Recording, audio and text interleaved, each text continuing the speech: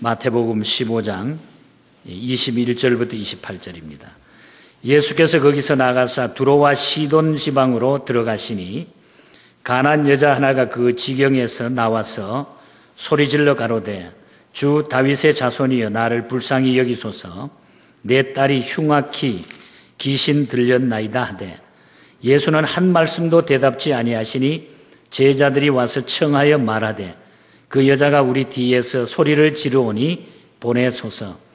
예수께서 대답하여 가라사대 나는 이스라엘 집에 잃어버린 양 외에는 다른 데로 보내심을 받지 아니하였노라 하신대 여자가 와서 예수께 절하며 가로되 주여 저를 도우소서. 대답하여 가라사대 자녀의 떡을 취하여 개들에게 던짐이 마땅치 아니하니라. 여자가 가로되 주여 올소이다마는 개들도 제 주인의 상에서 떨어지는 부스러기를 먹나이다 하니 이에 예수께서 대답하여 가라사대 인자야 내 믿음이 크도다 내 소원대로 되리라 하시니 그 시로부터 그의 딸이 나으니라. 아멘. 오늘 총동원 주일에 좀 뜻깊은 그런 말씀을 한번 생각했으면 좋겠다. 이 목회자의 욕심으로 어떤 말씀을 전할까 생각하다가 뭔가는 우리가 한마디라도 기억하면 그것이 제일 좋겠다 이런 생각이 들어서 평소에 많이 묵상하는 말씀 가운데 오늘 이 말씀을 선택하게 된 것입니다. 우리 신앙의 지름길이라 하는 이런 말씀으로 드리기를 원합니다. 오늘 이 시대는 모두 굉장히 빠른 것을 원합니다. 지름길을 좋아해요. 뭐든지 좀 빨리 끝냈으면 좋겠다. 속성가를 좋아하고 빨리빨리를 좋아하고 신속한 결과를 좋아합니다. 공부를 해도 남들보다 빨리 한 학기 먼저 끝나는 걸 좋아하고 돈을 벌어도 왕창 빨리 좀 벌었으면 좋겠고 뭔가는 좀 이렇게 빨리 모든 것을 이루었으면 좋겠다. 지금 뉴욕에서 그 서울을 가는 그 비행기가 개발이 됐는데 2시간이면 갈 수 있는 비행기가 만들어져 있습니다. 그러니까 대기권 밖으로 쫙 올라갔다가 떨어지면 거기가 서울이에요. 그러니까 이렇게 빠른 비행기가 만들어져 있는데 너무 비용이 많이 들기 때문에 실제로 대중화되지 못한 가운데 있습니다. 그러니까 세상은 자꾸 빨리빨리 가게 돼 있어요. 얼마 전에 어떤 재밌는 분이 우리 코리아타운에 우리 한국말 가운데 외국 사람들이 가장 빨리 배우는 말이 뭔가? 1위가 빨리빨리예요. 빨리빨리. 그래서 이 히스패닉들이 이 한국 그 기업에 와서 혹은 식당에 와서 일을 하면서 다른 말은 몰라도 빨리빨리는 다 안다는 얘기예요. 그만큼 우리가 빨리빨리, 한국 사람은 특별히 빨리빨리를 좋아한다는 얘기입니다. 우리 신앙의 길에도 이런 빨리빨리 지름길이 있다면 좋겠다. 그런 생각을 하게 됐습니다. 오늘 본문을 보면은 예수님이 처음으로 외국 여행을 떠나시는 그런 모습을 소개하고 있습니다. 21절에 보면 예수님이 두로와 시돈 지방으로 들어가셨다. 여기에 두로와 시돈은 서로 이웃하고 있는 항구 도시입니다. 아합 시대 그 유명했던 왕비 이세벨이라고 하는 여자가 바로 이 시돈 지방 출신입니다. 즉 시돈 왕 엘바알의 딸이 바로 이세벨입니다. 예수님이 바로 이 두로라 하는 그곳을 가게 됩니다. 거기서 예수님은 한 여인을 만나게 되고 그 여인을 통해서 만족함을 얻게 되는 이런 얘기가 소개됩니다. 이 여인의 이름이 뭔지는 알 수가 없습니다. 이 여인은 예수님을 한번 만나본 일이 없었던 그런 여인입니다. 다만 소문으로 예수님에 대해서 들었습니다. 이야기만 들었어요. 이 여인이 듣자 하니 예수님은 기적을 잘 행하시고 또 병자를 잘 고치시고 귀신을 잘 쫓아낸다. 그래서 한번 그 예수님을 꼭 만나보고 싶었던 것이 이 여인의 마음이었습니다. 그런데 소문으로만 듣던 그 예수님이 지금 바로 자기가 살고 있는 두로에 와 있다는 얘기예요. 그래서 이 여인이 예수님을 찾아가서 처음으로 예수님을 만나게 됩니다. 그런데 이 여인은 예수님으로부터 대단한 칭찬을 받게 됩니다. 28절에 보면 여자야 내 믿음이 크도다 내 소원대로 되리라. 아주 굉장한 칭찬을 듣게 돼요. 이 여인은 딱 한 번 예수님을 만났는데도 큰 은혜를 입었고 그 믿음을 예수님으로부터 지금 인정을 받았다는 얘기입니다. 그 비결이 무엇일까요, 여러분? 한 번 예수님 만났는데 예수님 앞에 인정받고 사랑받고 자기 문제가 해결이 됐다. 그것이 오늘 읽은 성경에 나와 있습니다. 오늘 이 여인에게 세 가지 중요한 모습을 우리는 발견하게 됩니다. 그 세 가지 중요한 모습이 어쩌면 우리는 바로 믿음 생활의 가장 중요한 지름길이 된다는 얘기예요. 예수님하고 가장 빨리 가까워지는 길, 예수님하고 나와의 모든 관계가 맺어지고 거기에 모든 문제를 해결하고 정말 주님의 사랑을 가장 많이 받을 수 있는 지름길이 바로 여기 있다는 얘기입니다. 첫 번째로 이 여인은 자기 자신의 처지를 너무 잘 알고 있었다고 하는 것이 첫 번째 신앙의 지름길이라는 얘기입니다. 이 여인에게는 귀신 들린 딸 하나가 있었습니다. 이 여인이 딸 병을 고쳐보려고 무척 애를 많이 썼어요. 좋은 약도 써보고 병원에도 가보고 의사도 만나봤습니다. 그런데 백약이 무효였습니다. 방법이 없었어요. 딸만 고쳐지면은 정말 모든 것이 다 해결되겠는데 딸만 쳐다보면은 그냥 불쌍해서 견딜 수가 없습니다. 아마 자식 가진 부모의 심정을 우리가 이해하지 않습니까? 왜 내게 이런 고된 시련이 오는가 생각에 고민스러워서 견딜 수가 없습니다. 이러다가 딸이 죽을 것만 같습니다.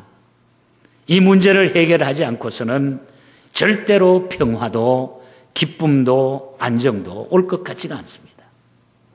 그래서 이 여인은 딸의 병을 고치는 것을 생활의 최우선으로 삼고서 여기에 온 마음과 신경을 쏟고 있는 중이었습니다.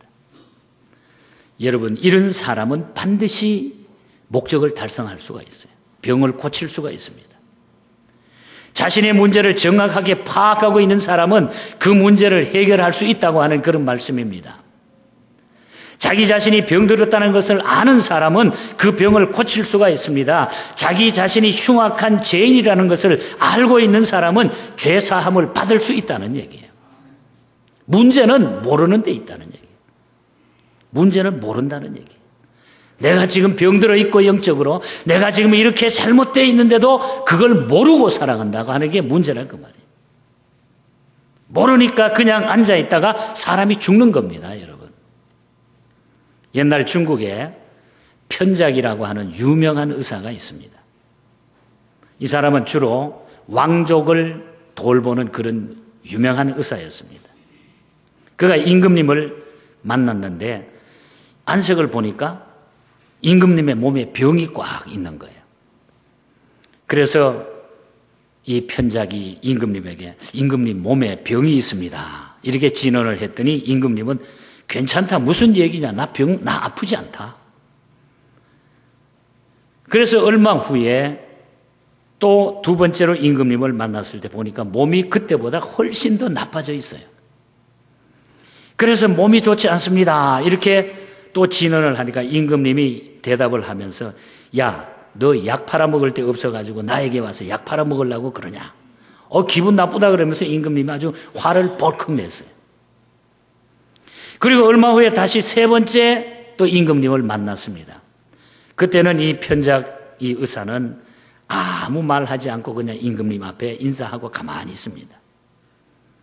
그랬더니 이번에는 임금님이 궁금했는지 임금님이 먼저 입을 열었어. 그래서 임금님이 의사를 향해서 왜 오늘은 말이 없느냐? 왜 아무 말 하지 않느냐? 이렇게 물었습니다. 그때 편작이라고 하는 의사는 이렇게 말합니다. 임금님, 처음에는 병이 몸 밖에 있어서 침만 맞아도 치료가 될 수 있었습니다. 그리고 지난번에는 두 번째로는 병이 몸속으로 들어가지고 뜸만 뜨면은 치료가 될 수 있는 그런 병이었습니다.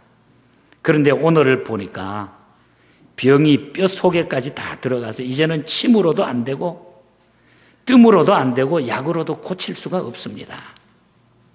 그리고 얼마 있다가 그 임금은 죽었다고 하는 얘기입니다. 이 임금은 경고를 했는데도 자기 자신이 심각한 병자인 것을 모르고 있었습니다. 그러면 죽는 거예요, 여러분. 자기 자신을 모르면 죽는 거예요. 열왕기하 5장에 보면은 유명한 얘기가 나오잖아요. 나만 장군 이야기가 나옵니다. 아람 나라의 군대 장관입니다. 그런 백성들로부터 존경받고 임금으로부터 신임을 받는 그런 능력 있는 군대 장관, 요즘으로 말하면 국방부 장관이에요. 그런데 그는 몸이 썩어 들어가고 있는 문둥병에 걸렸어요. 그런 병을 고치기 위해서 온갖 노력을 다 하다가 자기 계집종의 말에 귀를 기울여 가지고 선지자 엘리사를 찾아갑니다. 아니, 찾아갔더니 엘리사가 방에 앉아서 내다보지도 않고, 그리고는 하는 말이 요단강에 가지고 7번 모욕하시오. 그러면 문둥병이 고쳐질 겁니다. 얼마나 금방집니까? 자기는 1개국의 국방부 장관이 왔는데도 선지자가 방에 딱 앉아 얼굴도 안 보이고 7번 요단강에 가 씻으라. 그러면 낫겠다. 자기 나라에도 강이 많았습니다. 요단강보다 더 맑고 더 깊은 강이 얼마든지 있었습니다. 그런데 여기까지 왔는데 내다보지도 않고 요단강에 가서 씻기만 하라고 하니까 막 신경질이 나고 그냥 열이 파고 올라간 거죠. 나를 뭘로 보느냐 말이야. 나만은 몹시 기분이 나빠서, 그래서 화가 나가지고 그는 되돌아갑니다. 가는 도중에 시종이 이렇게 말합니다. 장군님은 장관인 줄만 알지 자신이 문둥병자인 줄을 모르고 계십니다. 더 어려운 일을 시켜도 그대로 하셔야 할 것인데 몸을 씻으라 하는 일이 뭐가 어렵습니까? 한번 해봅시다. 뭐가 손해가 되겠습니까? 시키는 대로 가서 한번 씻어 보십시오.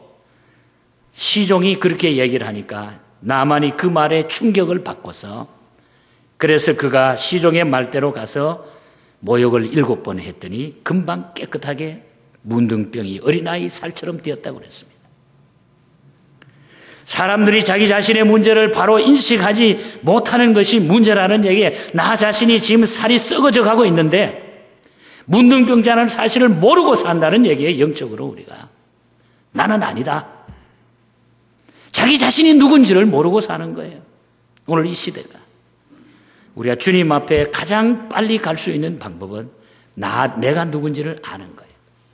자기를 인정하고 하나님 앞에 인정하고, 그렇게 갈 때에 놀라운 하나님의 역사는 나타나게 돼요. 어떤 사람은 지금 병원에 입원해가지고 임종이 가까우고 있습니다. 가족들은 안타까워가지고 예수 믿으라고 전도해요.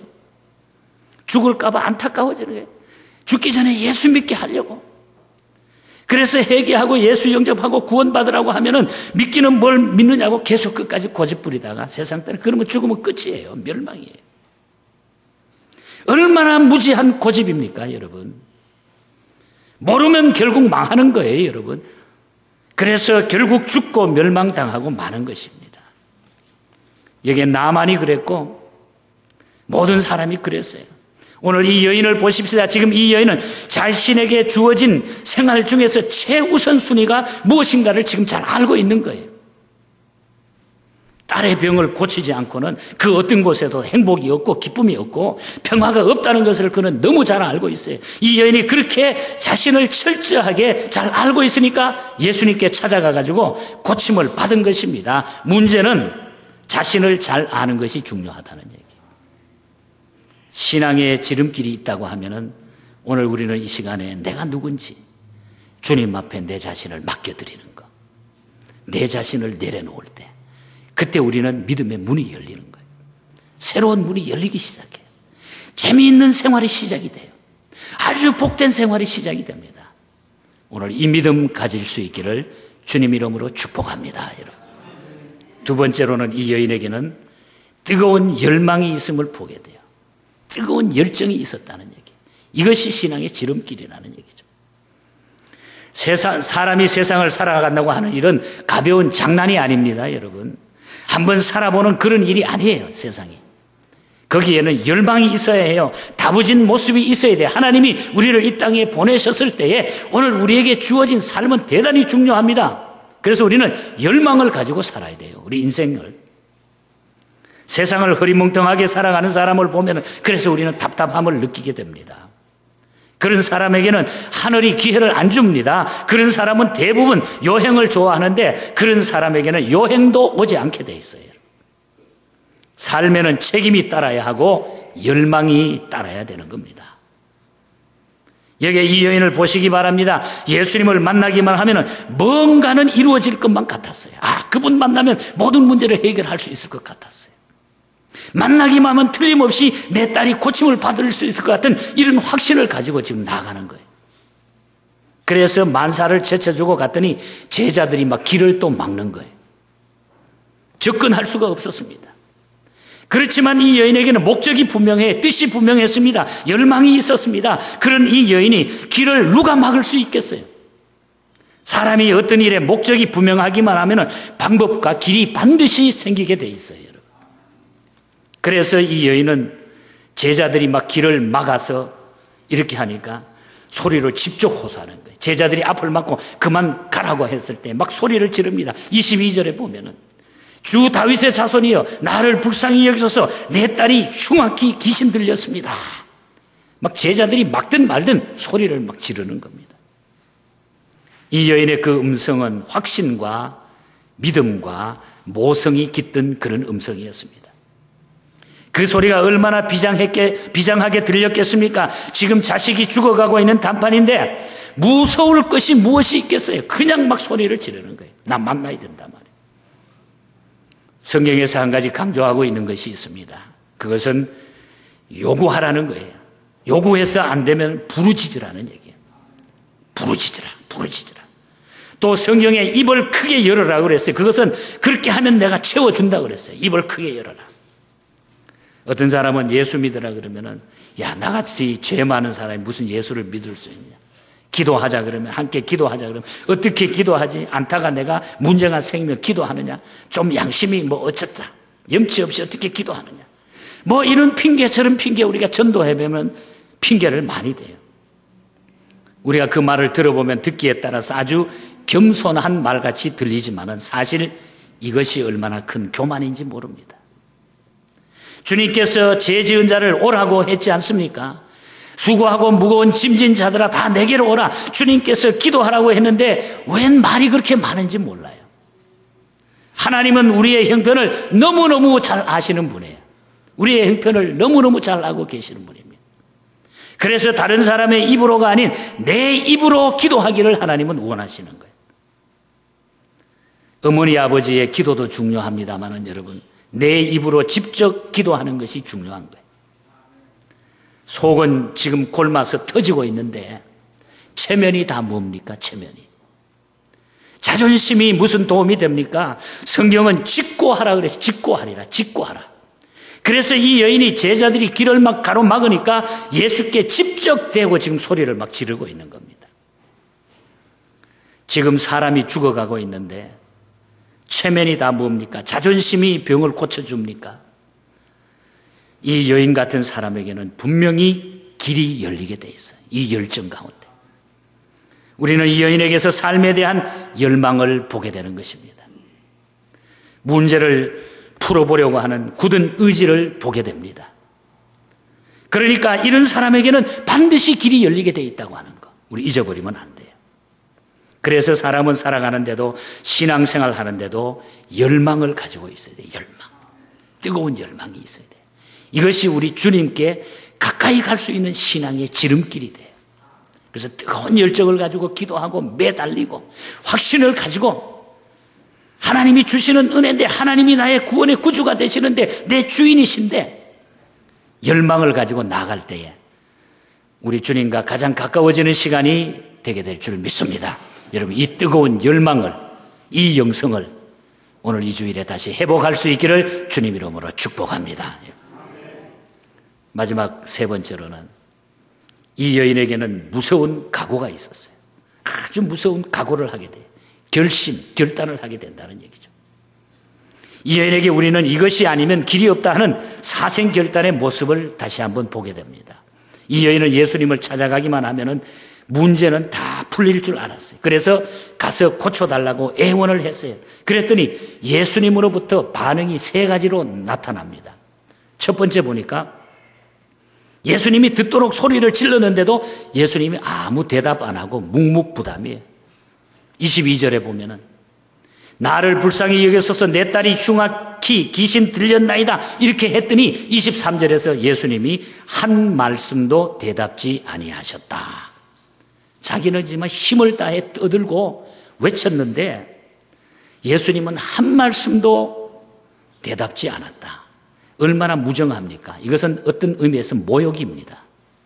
그래서 더 큰 소리로 호소합니다. 나를 불쌍히 여기소서. 그랬지만 계속 무반응이에요. 계속 소리를 지르니까 제자들이 예수님께 부탁을 해가지고 아이 저 시끄러운 여자 그냥 예수님 한마디 해가지고 그냥 내쫓아버립시오. 제자들이 옆에서 그렇게 얘기를 하는 거예요. 그때 예수님이 두 번째 반응을 이 여인에게 보입니다. 그때 하신 말씀이 인간의 차별의 말씀이에요. 24절에 보면은 내가 온 것은 내 백성을 위해서 왔지 이방인에게는 내가 관심이 없다. 이 여인은 지금 이방인이에요. 얼마나 큰 모욕입니까, 여러분? 내가 너 같은 사람을 왜 안 왔어? 내가 이스라엘을 위해서 왔지. 너 같은 이방인을 위해서 내가 오지 않았어요. 이거는 엄청난 모욕이고 차별 대우를 하는 거예요. 요즘 말하면 인종차별하고 있는 거예요. 대번 그냥 변호사 사가지고 어떤 일이 그냥 콱 벌어지는 이런 상황이에요. 여러분 사람이 살다가 가장 슬플 때가 언제인지 아십니까? 그것은 무시당할 때입니다. 그렇지 않습니까, 여러분? 차별 대우를 받을 때 제일 슬퍼요, 여러분. 사람이 못 배웠다고 무시를 당할 때, 가진 것이 없어서 무시를 당할 때, 이런 때가 가장 슬플 때가 아닙니까? 서럽습니다, 이럴 때는. 이 여인이 예수께 찾아오기만 하면 다 될 줄 알았는데 예수님께 와서 도와주지는 안 하고 도와달라고 하니까 한동안 대꾸도 없다고 하는 말이 너는 내 동족이 아니니까 내가 도와줄 수 없다. 이를테면 민족 차별을 하고 예수님이 한마디를 던졌다는 얘기죠. 그런데 이 여인을 보십시오.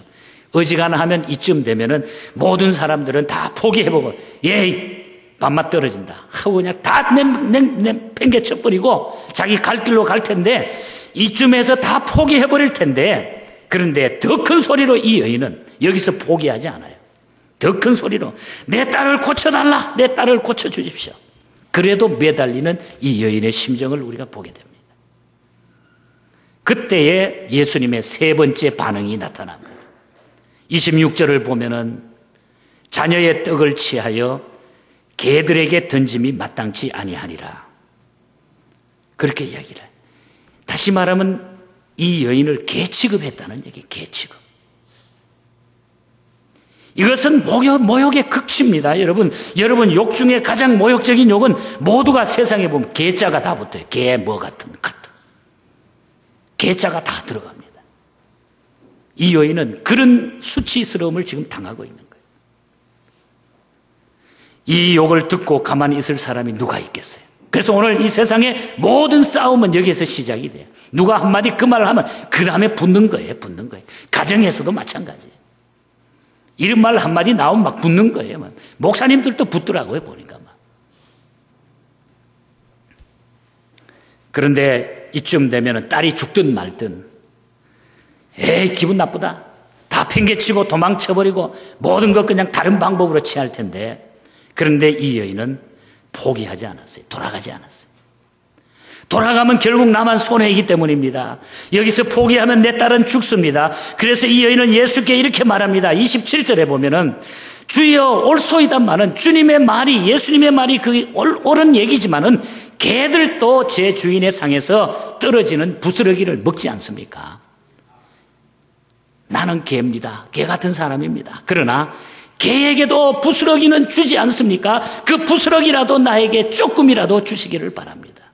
큰 덩어리는 당신 백성들 다 먹는다 할지라도 나에게 떨어지는 조그만 부스러기 하나라도 나에게 주십시오. 간절하게 매달리는 그런 메시지. 얼마나 집요합니까, 여러분? 딸의 행복을 위해서, 딸의 치료를 위해서 내 딸이 고침받기만 한다고 하면 그 일념으로 이 여인은 온갖 수모도 마다하지 않고 집요하게 물러서지 않고 주님 앞에 계속 다가서는 것입니다. 사람이 이 같은 진념을 가지고 세상을 산다면 누가 그 앞길을 막을 수 있겠습니까? 사탄이 어떻게 그를 건드릴 수 있겠어요? 주여 그 말씀이 옳습니다마는 개들도 주인의 상에서 떨어지는 부스러기 먹습니다. 내게 부스러기라도 좋으니 그거 조금이라도 주십시오. 그때 주님은 그 여인을 보시고 인자한 얼굴로 아주 극찬합니다. 28절 말씀입니다. 인자야 내 믿음이 크도다. 인자야 내 믿음이 크도다. 내 소원대로 되리라 하시니 그 시로부터 그의 딸이 나으니라. 할렐루야. 할렐루야. 여러분, 오늘 많은 사람들이 열심히 예수를 믿고 있습니다. 기도도 열심히 하고 봉사도 열심히 하고 찬양도 열심히 합니다. 그런데 별로 변화가 없어요. 오늘 이 시대에 별로 변화가 없어요. 그런데 여기 이 여인은 단 한 번 예수님을 만났는데도 은총을 입었습니다, 여러분.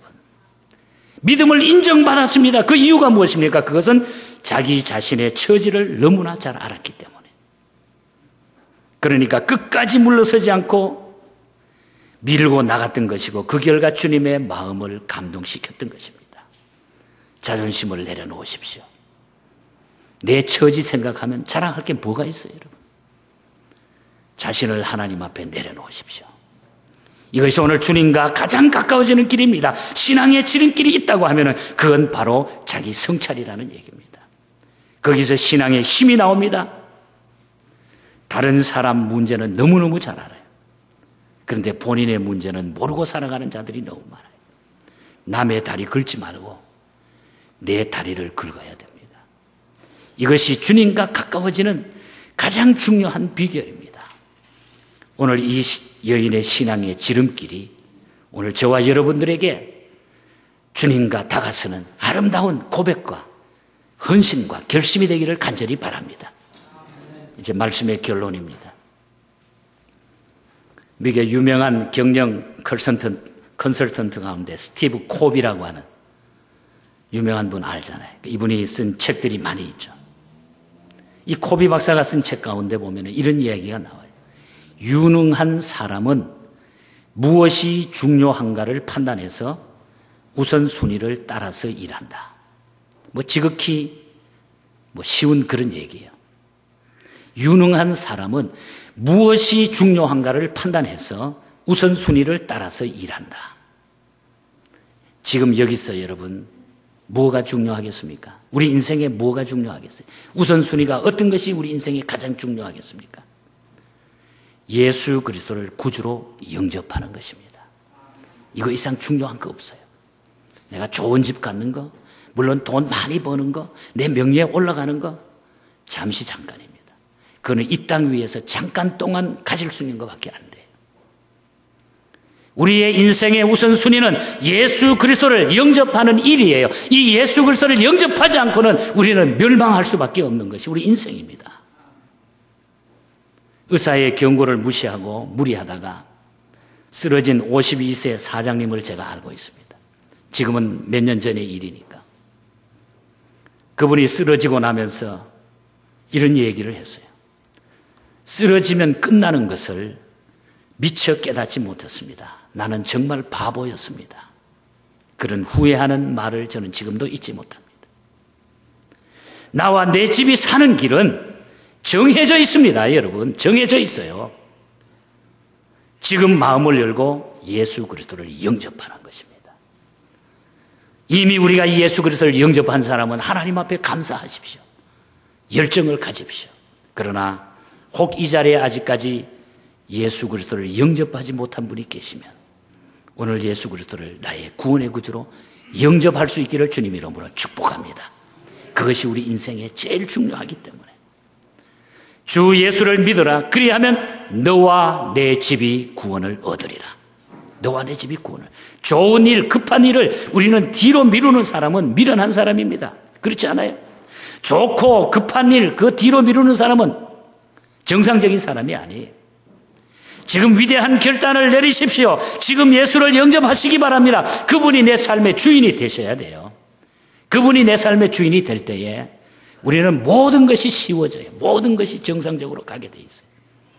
오늘 이 놀라운 축복을 우리 다 누리고 오늘 그 예수님이 남은 우리의 생애를 리드해 나갈 수 있도록 우리는 그분께 모든 걸 맡기고 살아가는 아름다운 축복된 성도가 다 될 수 있기를 주님 이름으로 간절히 축복합니다.